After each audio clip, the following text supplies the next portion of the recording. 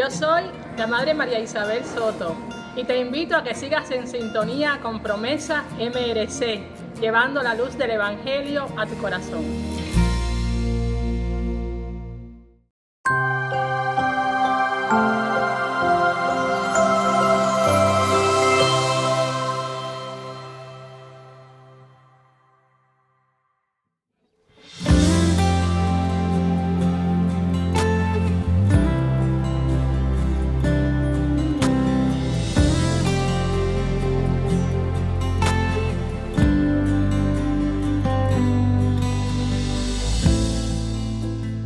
Hermanas y hermanos, saludo, Dios les bendiga.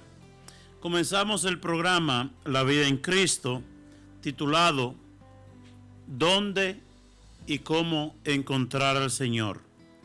Vamos a comenzar en oración y hoy Toribio no está, ¿verdad? Hoy estoy solo. En el nombre del Padre, del Hijo y del Espíritu Santo. Amén. Ven, Espíritu Santo, llena los corazones de tus fieles. Enciende en ellos el fuego sagrado de tu amor.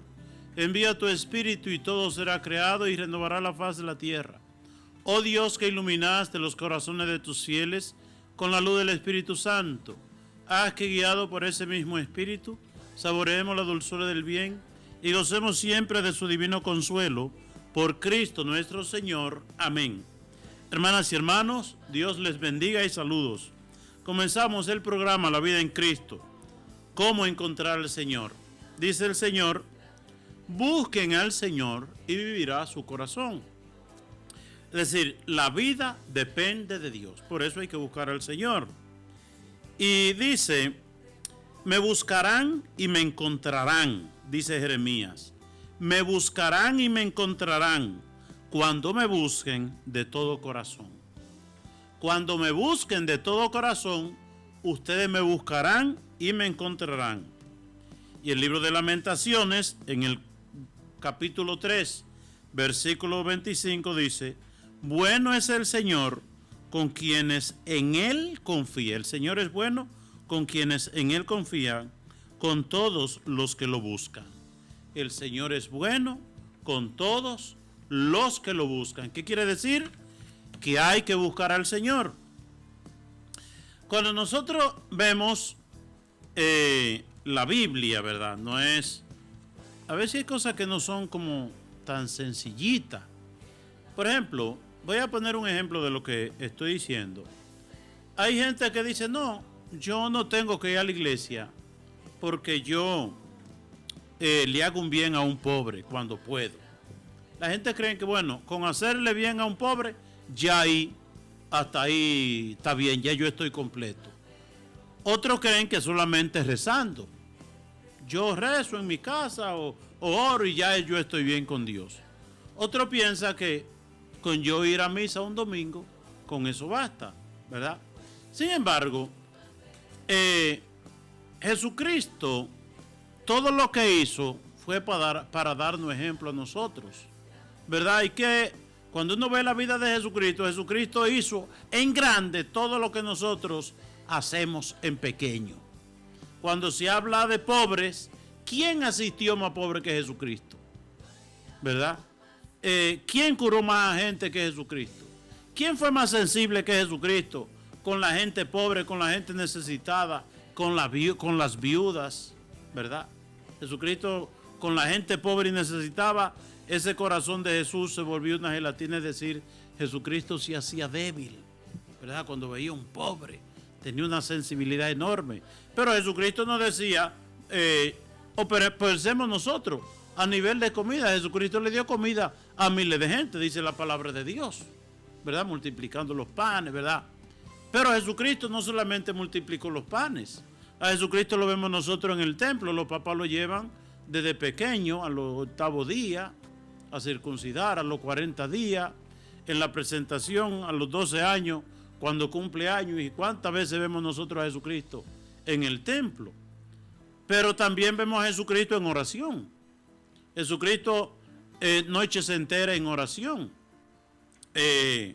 Y no solamente noches enteras, 40 días y 40 noches. El capítulo 4 del Evangelio de San Mateo nos presenta a Jesucristo 40 días y 40 noches en oración en el desierto.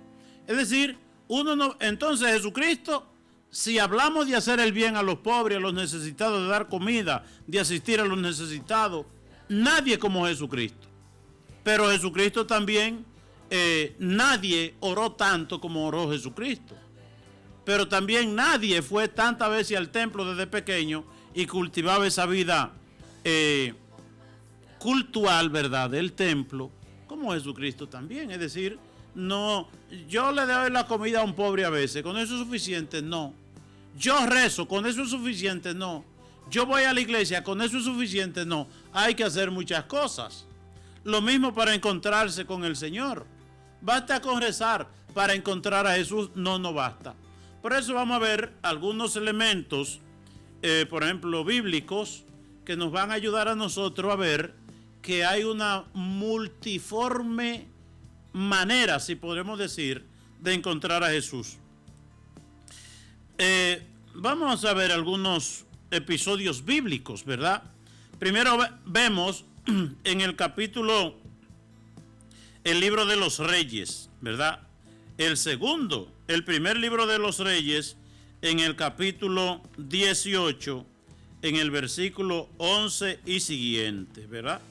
Vamos a ver aquí lo encontramos, capítulo 18 de el primer libro de los Reyes. Me fui al segundo y es el primer libro de los Reyes, en el capítulo 18, versículo 11. Primer libro de los Reyes, capítulo 18, versículo 11. Por ejemplo, aquí el Señor le dice a Elías, el Señor le dijo a Elías: sal y quédate de pie en la montaña delante del Señor. Y en ese momento el Señor pasa, ponte de pie junto a la montaña, que Dios, el Señor, va a pasar por ahí. Entonces, como Dios es tan grande, ¿verdad? Como Dios es tan grande, nosotros queremos buscar a Dios, pero Dios es tan grande. Y si Dios es grande, hay que buscarlo en las cosas grandes. Esa es la mentalidad humana. Entonces, yo voy a pasar, y en ese momento sopló un viento huracanado que partía las montañas y requebrajaba hasta las rocas. Miren, eso era un terremoto, un huracán y su mamá, imagínense. Un huracán, un brisero, que era tan grande que partía las montañas y resquebrajaba hasta las piedras. Hasta la piedra rompía, ¿verdad?, ese huracán. ¿Y qué dijo Elías? Bueno, como Dios es tan grande, debe estar aquí, en esto tan grande, ¿verdad? Pero resulta que en eso tan grandioso, ahí no estaba Dios. Después vino un terremoto terrible. Como Dios es tan grande, ya que no estuvo en ese brisero que hasta la montaña la rompía y la piedra también, bueno, estará en ese terremoto, un terremoto terrible que da miedo. Bueno, ahí está Dios. No, tampoco Dios no estaba ahí. Pero después vino un fuego enorme, un fuego que lo quemaba todo. Ahí está Dios, pensó Elías. Y en ese fuego tampoco estaba Dios. Y nos dice a nosotros primeramente una cosa: Dios no está en la destrucción. Dios no está en aquello que hace daño. Dios no está en aquello que destruye, ¿verdad? No, Dios no está ahí. Dios no está en la violencia. En la violencia Dios no está. En la violencia de un huracán, de un terremoto, en la violencia de un fuego que quema todo. Ahí no está Dios. Miremos. Después, oigan bien, después oyó Elías un rumor de una brisa muy suave y refrescante. Y ahí estaba Dios, ¿verdad? Y ahí estaba Dios. A mí me ayuda mucho ese texto bíblico de que Dios no está en un brisero que rompe y destruye hasta las piedras. Dios no está en un terremoto que destruye pueblos enteros. Dios no está en un fuego devorador que lo quema todo, ¿verdad? Dios no está en la grandilocuencia. Ustedes saben que estamos viviendo el tiempo en que nosotros, los seres humanos, nos deleitamos y estamos buscando lo grandilocuente, lo grandioso, lo espectacular, ¿verdad? Estamos en ese tiempo, ¿verdad? La gente anda buscando cosas grandes y son tantas cosas grandes que sucede una y otra mañana y la gente está buscando lo más grande, ¿verdad? Es decir, la gente está buscando lo impresionante, la gente está buscando lo grandilocuente, la gente está buscando lo enorme, la gente no quiere cosas pequeñas, la gente no quiere cosas que pasan desapercibidas. La gente no quiere cosas que sean bajo perfil, ¿verdad? No. Queremos lo grandioso, ¿verdad? Aquello, lo impresionante. Y hasta los noticieros saben eso y se aprovechan de nosotros. Y por eso a veces uno ve titulares de cosas que usted dice, pero es que el mundo se está acabando, es que esto ya llegó a su fin porque viene una cosa tan grande que todo se destruye. Y la gente cuando ve esos titulares, de una vez a comprar periódico o abrir el link y a ver qué es lo que pasa, porque nos gusta lo grande, ¿verdad?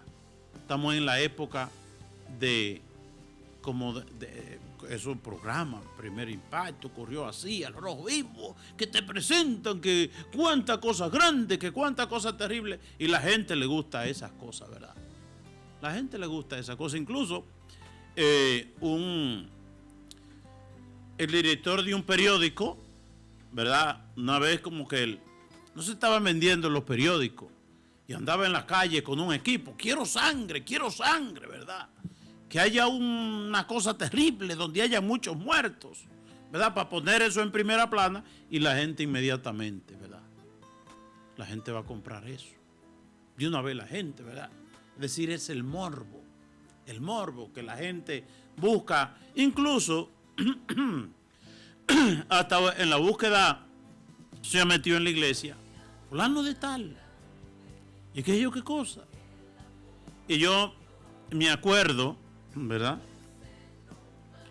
Que yo estando en una parroquia, había un señor que vivía muy cerca de la parroquia, iba a misa a veces, era católico, pero no era que era muy fervoroso para ir a la iglesia. Y resulta que dijeron que allá en Puerto Plata, en un puente, se había aparecido la Virgen, ¿verdad?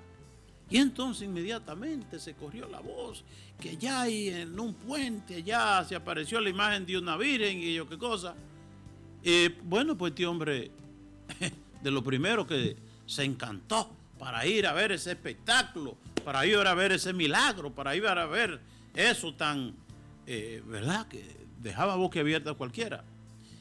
Y yo recuerdo cuando el bus llegó, que yo estaba ahí cerca y él se me acercó y me dijo, padre, yo sí soy tonto. Mire, la iglesia como me queda de cerca y yo tampoco que voy. Y cojo yo para Puerto Plata a ver nada, ¿verdad? Dije, yo no vi nada. Dijo él, ¿verdad? Mucha gente dice que veían la imagen de ellos, cosas. Bueno, hasta el punto que mucha gente han visto la imagen, ¿verdad? Una mujer que estaba un huevo frito y en el huevo frito ahí se pintó la imagen de la Virgen María. Dios es todopoderoso y todo lo puede. Y a veces provoca grandes episodios, grandes elementos, ¿verdad? Provoca grandes milagros, ¿verdad? Para que la gente descreída pues vuelvan a Dios. Pero a veces nosotros nos pasamos, ¿verdad? Y empezamos a ver cosas. Y yo le voy a decir una cosa, dice la Biblia, dichoso aquel que cree sin haber visto.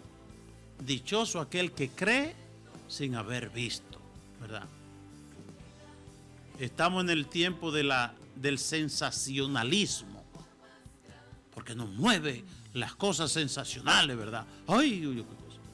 Y resulta que en las cosas sensacionales que pasaron delante de Elías, como fue la brisa, un huracán tremendo, un terremoto, un fuego que todo lo quemaba, ahí no estaba Dios. Después vino un susurro muy suavecita, muy suavecito, ¿verdad? Una brisa suave, refrescante y ligera, y ahí estaba el Señor, ahí estaba Dios. Eso no quiere decir a nosotros que hay que tener un corazón sensible. Un corazón, hay que tener sensibilidad para poder ver a Dios. Porque pasa y Dios se hace presente en las cosas imperceptibles de la vida. En las cosas que no crean sensación. En las cosas que no crean noticias, grandes noticias, ¿verdad? Eso lo vemos incluso con Jesús. Jesús nace en un pueblito olvidado, ¿verdad? Allá en Belén. Y de una pobre mujer, ¿verdad? María, una mujer pobre que vivía en Nazaret, en una comunidad donde vivían entre 39 o 42 familias. ¿Verdad? Un pueblito que uno lo conoce ahora porque ahí nació Jesús y la historia se ha encargado de que Jesús, que nació tan pequeño y tan imperceptible, bueno, se hiciera grande en la historia porque es Dios, ¿verdad? Pero en ese niño a mí me impresiona cuando le dicen los ángeles a los pastores, vayan y encontrarán un niño envuelto en pañales. Oiga, qué cosa. Un niño envuelto en pañales. Usted va, ¿a cuántos hospitales usted va? Niño envuelto en pañales. Donde quiera hay niño envuelto en pañales. Es decir, una cosa tan ordinaria. Y ahí estaba Dios. Y cuando los pastores fueron, los Reyes Magos fueron a ver al niño, vieron una familia ahí. Una mujer que parió en un ambiente muy pobre, muy inhumano, porque era un lugar para animales, no era lugar para gente. Entre los animales ahí no está Dios, ¿verdad? Un niñito, ¿verdad? Envuelto en pañales, ese es Dios. ¿Cómo que Dios? Pero yo quiero ver a Dios, yo quiero ver algo, porque Dios es grande, creador de todas las cosas. Debe ser grande, no es un niñito. Y cuando la historia de Simeón, que recibió la noticia, tú no te vas a morir sin haber visto al Salvador. Y entrando al templo, allá viene José, María, y María cargando al niño en los brazos. Y ahí estaba Dios. Ahora, miremos nosotros. Los Reyes Magos, ¿qué lo caracterizan? Lo caracteriza el sacrificio y la perseverancia. Un viaje sumamente largo. Buscando a Dios. Y el que busca a Dios lo encuentra. Dios hasta le da una estrella y le da señal y lo va guiando, ¿verdad? Porque su deseo tan grande de ver a Dios, el deseo es tan grande que su sacrificio es enorme. Y el que se sacrifica buscando a Dios, pues encuentra a Dios. Ellos, Dios le facilita y le va mostrando y le va enseñando, ¿verdad? Por su sacrificio, por su esfuerzo, por su perseverancia, por esa pasión que tenían dentro de buscar a Jesús. A los pastores, gente humildísima, que pasa la noche cuidando ovejas para que le paguen algo, o quizás eran ellos mismos los dueños de las ovejas, que eso no producía grandes ganancias en aquel tiempo. Eran gente muy humilde, pero en el silencio de la noche, ¿verdad? En la noche donde no hay escándalo ni bulla, el corazón se hace sensible y puede escuchar cosas, ¿verdad? Cuando de noche, si usted se detiene en un campo, el oído logra captar cosas que en ambiente de, usted no lo oye, ¿verdad? Pero en la noche, un silencio y ahí habla Dios. Ahí habla Dios. Ahí se hacen presentes los reyes, los ángeles y les dice, vayan a ver al niño. Lo encontrarán envuelto en un pesebre, ¿verdad? Es decir, gente humilde, ¿verdad? Gente humilde. No tienen grandes riquezas, no tienen grandes cosas en las cuales poner su atención. Y como ese corazón no está lleno de cosas, pues Dios puede hacerse, pues es posible que ellos escuchen la voz de Dios a través de los ángeles y escuchen incluso a ver que los ángeles le dicen, es un niño envuelto en pañales. Ese es Dios, ¿verdad? Después tenemos Simeón, un hombre del templo, un hombre de oración, un hombre, podemos decir, místico. Místico, no era que Simeón hacía una oracioncita de cuando en cuando le parecía y cuando tenía un apuro, no. ¿Verdad? Un hombre místico en ese contacto con Dios a través de la oración y a través de la vida cultural en el templo, ¿verdad? Y entonces todo eso facilita que pueda escuchar la voz de Dios, ¿verdad? La sensibilidad del Espíritu que le orienta a decir, ese niño que viene ahí, ese es Dios. Y vemos nosotros a Ana también, la profetisa, que Ana dice que tenía 84 años y siendo joven se casó, duró unos cuantos añitos, 7 años, ¿cuánto que dice?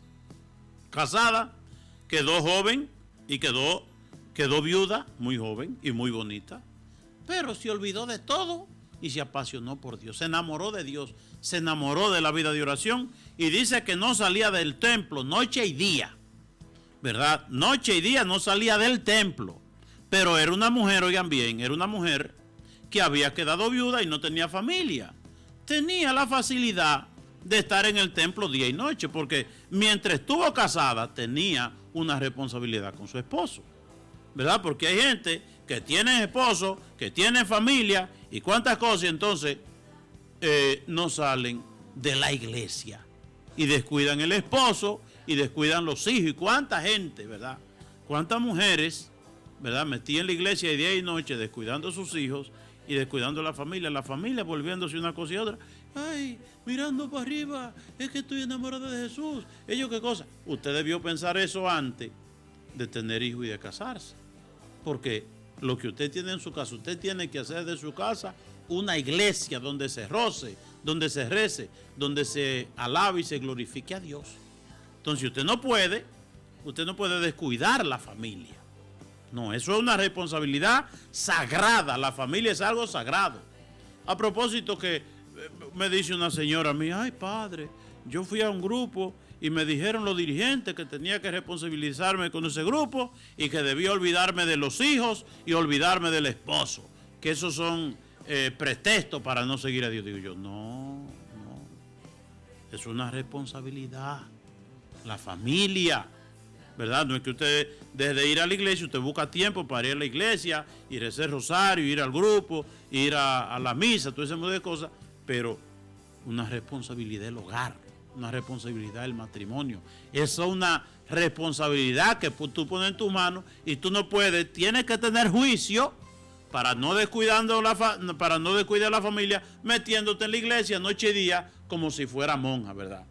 Pues Ana, la profetisa, se metió en la iglesia, en el templo, noche y día, después que quedó viuda, ¿verdad? Yo me imagino que cuando estaba casada iba al templo y rezaba, le dedicaba tiempo a Dios, pero hacía un balance, la familia y la iglesia, ¿verdad? Pero quedó viuda joven, como no tenía ya responsabilidades matrimoniales y quedó sin hijos, pues se dedicó a Dios, noche y día en el templo. Y entonces en la oración, el corazón se hace sensible para escuchar la voz de Dios y para interpretar los signos de Dios. Y por eso Ana, la profetisa, que ve al niño, ay, ese es Dios. Y entonces empezó a hablarle a todo el mundo, de una evangelizadora, ¿verdad? Una cosa impresionante. Entonces, quería meditar ese elemento. Y estamos viendo que el profeta Elías, ¿verdad? Dios se le va a aparecer y él cree que Dios va a aparecer en cosas muy grandes y Dios aparece en algo muy, muy sencillo, muy sensible, algo que muy bajo perfil, algo que no se nota tanto, una brisita suave. Ahí estaba Dios. Hay que afinar el oído, ¿verdad? Hay que afinar el oído.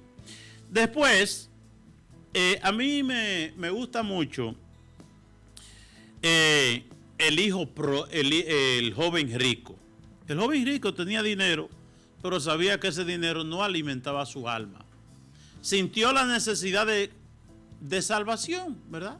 Tengo un alma, un día me voy a morir. Todas estas cosas materiales que tengo se van a volver nada y tengo que salvarme. Y cogió pon de Jesús. Y le preguntó a Jesús, ¿qué debo hacer para heredar la vida eterna? Preguntar. Aquí lo interesante es, en la búsqueda de Dios hay que preguntar. Hay que preguntar. Hay que preguntar. Y preguntamos a Dios a través de la oración. Preguntamos a la iglesia también. Preguntamos en la iglesia. Oímos la voz de la iglesia en las misas, en las homilías, ¿verdad? En la liturgia. Escuchamos, ¿verdad? ¿Qué nos dice Dios? Hay que preguntar. Le preguntamos a la Biblia, a la palabra de Dios. Hay que preguntar. Uno no puede decir, ¿verdad? Yo me la sé toda, ya yo me la sé. Porque dice, no es la palabra de Dios. El que cree que sabe, no sabe nada. El que cree que sabe, no sabe nada. Y entonces, hermanas y hermanos, ¿qué sucede? Que el joven rico pregunta. En la búsqueda de Dios hay que preguntar. Y cuando uno lee, por ejemplo, o escucha, muy interesante, la vida de San Antonio Abad. San Antonio Abad, oigan, el padre de las comunidades monásticas de Oriente. Él era de Egipto y se fue al desierto. Pero donde él veía un ermitaño, un anacorete, es decir, gente que se retiraban a buscar a Dios. Donde él oía que alguien estaba predicando, un santo este hombre, San Antonio, pero tenía una humildad que se iba ahí para allá. Dice, como la abeja busca el néctar de la flor para hacer la miel, así él buscaba, ¿verdad? Cualquier persona que él se enteraba, que predicaba, que tenía buen testimonio, que tenía esa búsqueda de Dios. Él se iba como a alimentarse, se alimentaba, ¿verdad? No era San Antonio un hombre orgulloso. No, ya yo sé cómo son las cosas. Ya yo he aprendido mucho. Ya Dios me ha... No, ¿verdad? Se iba a aprender de esa persona, ¿verdad? Que él oía que él podía aprender de ellos. Pero oigan bien este ejemplo también, a propósito de preguntar.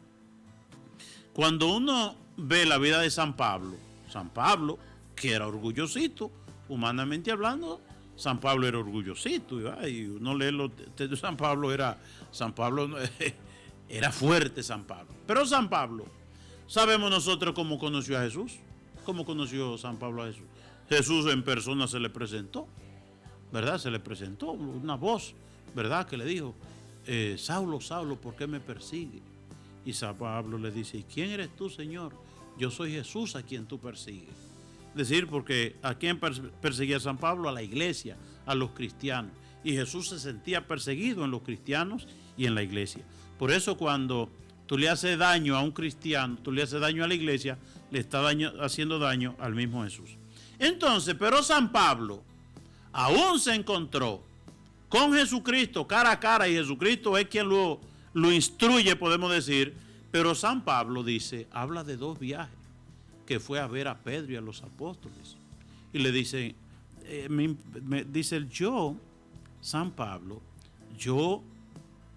él hablando con Pedro y los apóstoles, miren, lo que yo predico a la gente, lo que yo le enseño es esto, esto y esto. Y yo se lo digo a ustedes para que ustedes me corrijan. Cuidado si yo estoy predicando lo que no es, ¿verdad? Cuidado si yo estoy regando fuera del tiesto, dice la palabra de Dios. Es decir, San Pablo, aún siendo el gran San Pablo, se fue donde Pedro, se fue donde los apóstoles a enseñarle y a decirle lo que él predicaba, y decía, sí, hay que corregirme.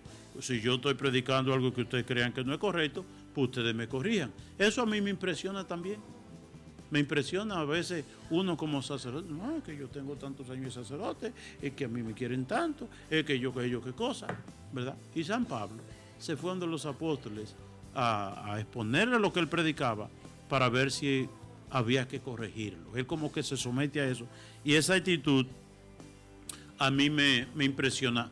Otro elemento para buscar a Dios es la perseverancia. la perseverancia, el esfuerzo, el sacrificio. Eso lo vemos nosotros en el capítulo 3 del Evangelio de San Lucas, capítulo 19, del 1 al 10. Vamos a buscarlo para que sepan ustedes lo que yo quiero decirle a ustedes. El Evangelio de Lucas, en el capítulo 19, dice, oigan lo que dice: Jesús entró en Jericó y atravesaba la ciudad. Allí vivía un hombre muy rico llamado Zaqueo, que era jefe de los publicanos. Él quería ver quién era Jesús, ¿verdad? El deseo del corazón. Pero no basta con el deseo del corazón. Ay, yo quiero ver a Jesús. Ay, yo quiero salvarme. No basta con que uno quiera, ¿verdad? Zaqueo nos enseña algunos elementos. Entonces, él quería ver a Jesús, pero no podía a causa de la multitud, que la multitud rodeaba a Jesús. Una multitud rodeaba a Jesús. Él quería verlo, no podía. Y además era bajo de estatura. Quiere decir que siempre nosotros seremos pequeños frente a Dios. Frente a Dios, todos somos como Zaqueo pequeño. Y la multitud que no le permitía ver a Jesús significa también que para ver a Jesús hay que sacrificarse. No es fácil ver a Jesús. Pero no es que yo ahí en mi casa, sin hacer nada, deseando ver a Jesús. El deseo no basta. Hay que ponerse en camino. Se puso en camino, era bajo de estatura, había una multitud, tampoco lo pudo ver. ¿Y qué dijo? Me devuelvo porque soy pequeño y hay mucha gente ahí. No. Dice, entonces se adelantó, salió corriendo y subió a un árbol llamado sicomoro, que cuando uno va a Israel le enseña un árbol viejísimo, grandote que hay. Ese fue en el árbol que se subió Zaqueo, le dicen a uno. Yo no sé si es verdad. Bueno, entonces salió corriendo, sabiendo que Jesús iba a pasar por ahí, por ese camino, y se subió a un árbol, porque quería ver a Jesús. Entonces quiere decir que para ver a Jesús hay que encaramarse, hay que subirse, es decir, hay que dejarlo terreno. Las cosas de Dios son sublimes, son grandes, y por eso hay que dejarlo terreno, lo material, las cosas materiales y mundanas. Entonces subirse, hay que subirse a un nivel espiritual, la oración, la vida de fe. De alguna manera habla de la dimensión espiritual. Hay que espiritualizar nuestras vidas para ver a Jesús. Se subió allá arriba y cuando estaba allá le dijo, pasó Jesús. ¿Y qué hizo Jesús? Levantó los ojos. Jesús siempre levanta los ojos para mirarnos. Jesús quiere mirarte a la cara, ¿verdad? Quiere mirarnos. Y le dice Jesús, Zaqueo, baja rápido.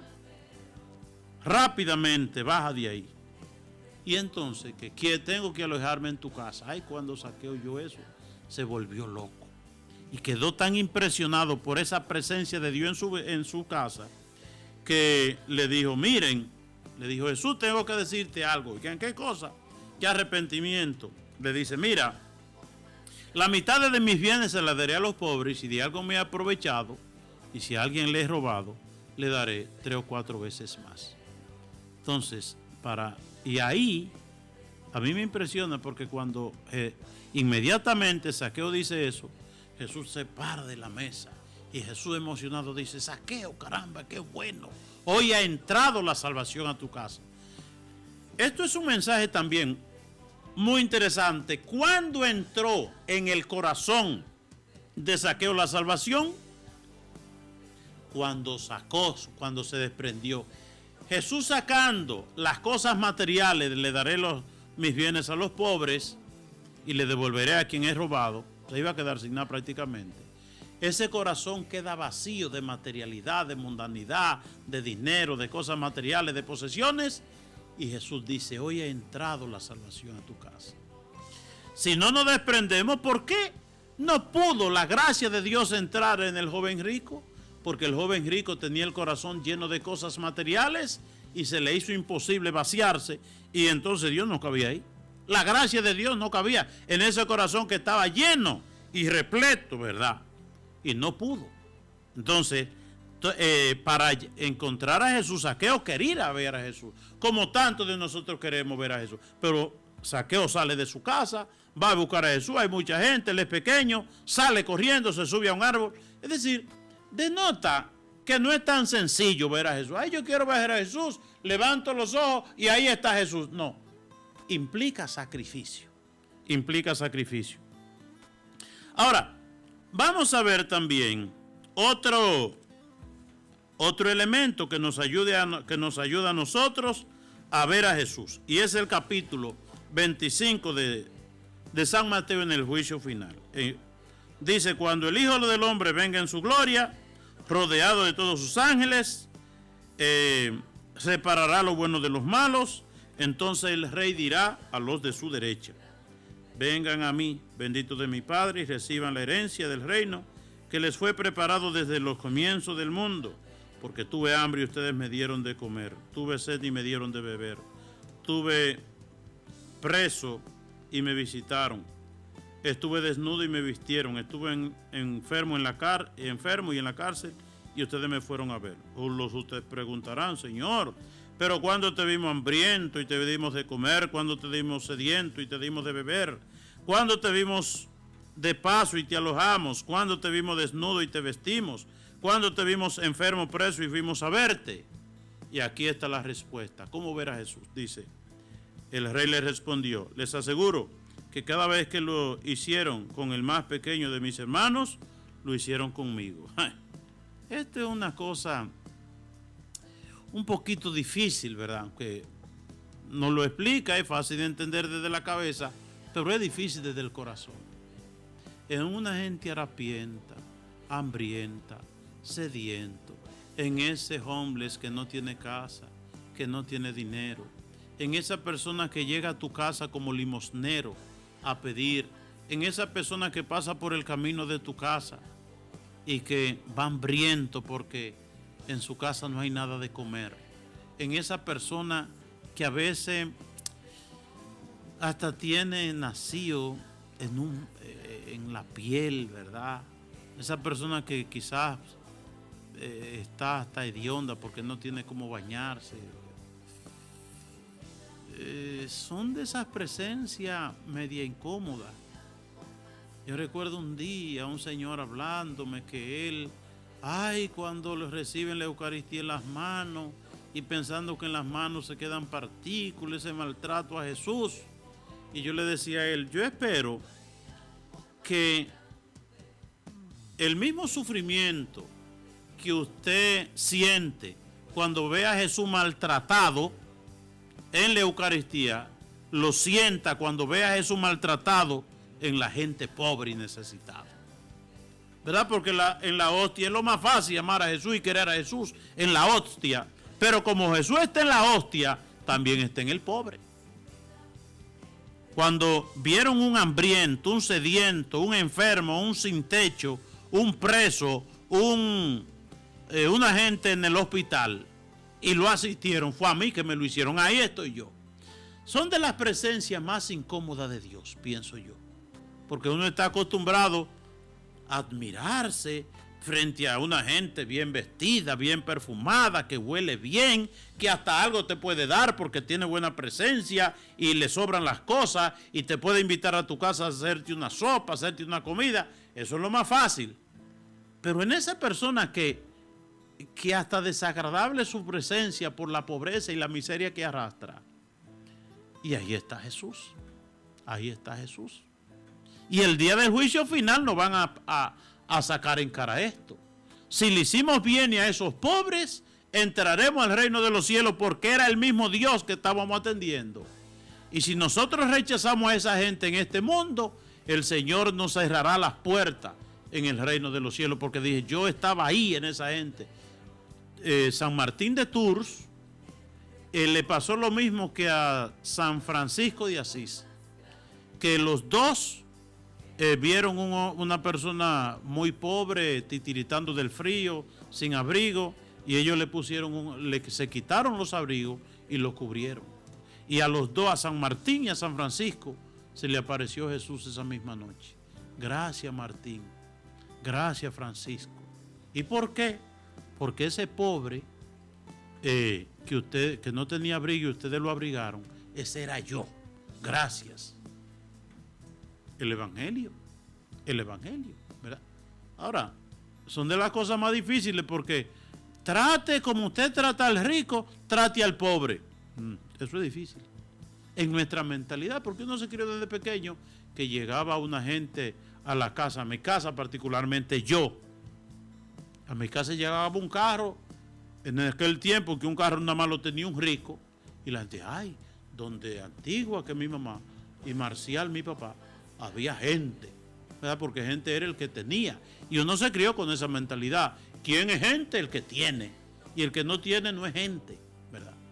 Uno se crió con esa mentalidad. Y el que llegaba en un vehículo, había que subirse al cogollo, ¿verdad? De la mata de naranja, coger las mejores naranjas, el mejor racimo de plátano, caerle atrás al mejor gallo, a la mejor gallina, ¿verdad? Pero con el pobre no se hacía eso. No vio esa diferencia que uno veía siempre, ¿verdad? En la cultura nuestra, en el modo de ver. No es que vamos, ay, que no, pues yo sí no, porque en mi casa. No, era así las cosas, ¿verdad? Y no hemos criado. Uno es difícilmente que trate igual a una gente rica que a un pobre, ¿verdad? Y en el pobre está Dios, nos dice. Otro elemento, como que esto sí se lo quiero leer, lo voy a leer. Y es Hechos 2:42 y siguiente.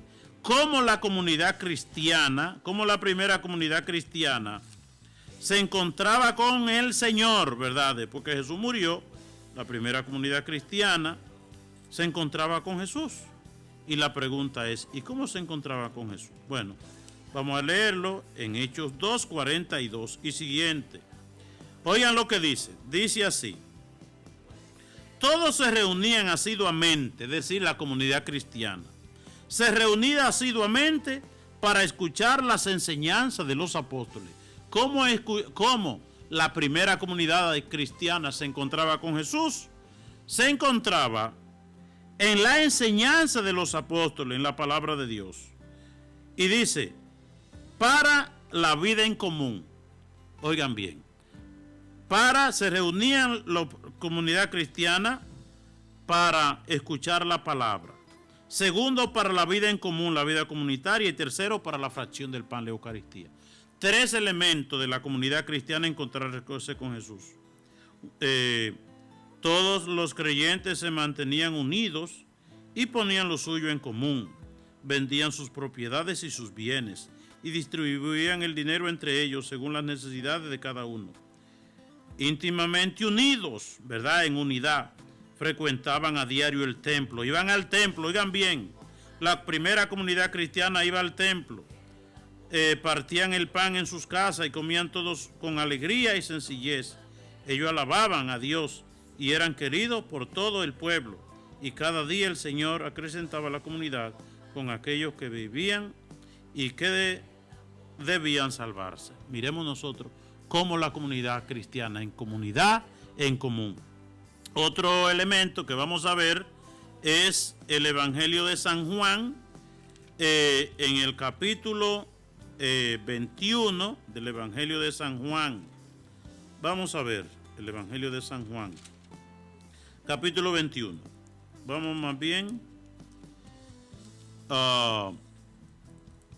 el Evangelio de San Juan en el capítulo, porque ya estoy yo como perro en misa, como perdido.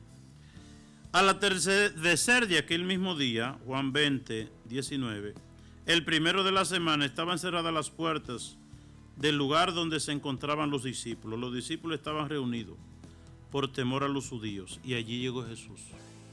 Es decir, que el domingo era el día en que la comunidad cristiana se reunía para recibir a Jesús resucitado. Modo de encontrar a Jesús, vete a misa el domingo. Vete a misa y la comunidad cristiana viene Jesús resucitado en la Eucaristía. Y Jesús, que le dijo en Mateo 19:20, cuando Jesús va a subir al cielo, que dice él, yo estaré con ustedes todos los días hasta el fin del mundo. Oigan bien, Jesucristo está con nosotros. Nunca Jesucristo nos deja solo. No que Dios me ha dejado solo, eso es mentira. La cuestión es que hay que afinar la conciencia y el corazón en la fe para poder descubrir esa presencia de Dios. Para poder descubrir esa presencia de Dios en nosotros, es necesario afinar. ¿Dónde está Jesús? No, yo no veo a Dios por toda parte. Pídele a Dios, Señor, que te descubra y que te vea porque tú estás conmigo, ¿verdad? tú estás conmigo. Entonces, yo estaré con ustedes hasta el fin del mundo, dice el Señor. De tal manera, hermanas y hermanos, que ¿cómo encontrar a Jesús? Son muchos elementos, ¿verdad? Haciendo un resumito rápido, Elías encontró al Señor en una brisita muy suave, no en cosas grandes. Lucas nos enseña, el joven rico, que hay que preguntar, ¿qué yo tengo que hacer? Hay que preguntar, no crea que te lo sabes todo. Por más docto y que yo tengo tanto tiempo en la iglesia, eso es orgullo y eso es soberbia. Hazte humilde y pregunta, ¿cómo encontrar a Jesús? Saqueo nos enseña, hay que ser perseverante, no solamente tener el deseo, sino salir a romper brazos, a sacrificarse para encontrar al Señor. Nos enseña el capítulo 25, 31 de San Mateo, que Jesucristo está en los pobres, lo que le hacemos a los pobres, y es un tema muy debatido a través de los siglos en la iglesia. Los santos, todos nos hablan de eso. Los santos, todos han visto a Jesús en los pobres. La primera comunidad cristiana se reunía, la fracción del pan, la Eucaristía, las oraciones, el compartir, ahí encontraban a Jesús. Mateo 19, 20, Jesucristo nos recuerda, yo estaré con ustedes, yo estoy con ustedes. Jesucristo va caminando con nosotros. Nos recuerda también los discípulos de Maús, ¿verdad? Los discípulos de Maús, en la tristeza no se encuentra Jesús. Iban muy tristes, iban llorosos, va Jesús con ellos y ellos no lo sabían. A veces los afanes, la tristeza y tantas cosas nos impiden ver que Jesús camina con nosotros. Pero ellos pudieron descubrir a Jesús en la fracción del pan, al partir del pan. En la Eucaristía, presencia muy especial de Jesús, ¿verdad? De tal manera, hermanas y hermanos, que la comunidad cristiana, los discípulos, después de que Jesús resucitó, ellos se reunían los domingos, ¿verdad? El domingo era el día del encuentro de Jesús con los discípulos. Incluso lo atestigua esa actitud de Tomás, que no estaba ese domingo. Y entonces cuando vienen y le cuentan, ay, que aquí estuvo Jesús, y si tú quieres encontrarte con él, ven para aquel domingo. Y tuvo que venir el domingo para ver que era verdad, que Jesús viene, ¿verdad? Si tú no ves el domingo a la iglesia, tú no lo vas a ver. El domingo en la misa, en la fracción del pan, ahí se aparece Jesús resucitado, la comunidad reunida. 2 o más reunidos en mi nombre. Jesucristo hace su aparición, ¿verdad? En nuestras oraciones particulares, pero en la comunidad 2 o más. No que yo en mi casa, olvídate de eso, no repita cosas que la gente dice para apartarte de Dios. Vete a misa el domingo, la oración, la vida comunitaria, busca a Dios, sal de tu casa como Saqueo. Y en el sacrificio y en la perseverancia, ahí tú encontrarás a Dios. Y así llegamos al final del programa La Vida en Cristo. ¿Cuánta gente le dice a uno, Padre, salúdeme? Pues yo los saludo a todos ustedes que nos ven a través de MRC Promesa, a través de La Voz de María. Padre Chelo, Dios te bendiga, y todo ese equipo. Y Televida, ¿verdad? Cuánta gente buena trabajando para que el reino de Dios crezca. Que Dios les bendiga, hermanas y hermanos. Llegamos al final del programa La Vida en Cristo, y que por intercesión de la Santísima Virgen María y todos los santos, el Señor les colme sus bendiciones. En el nombre del Padre, del Hijo y del Espíritu Santo. Amén. Que Dios les bendiga.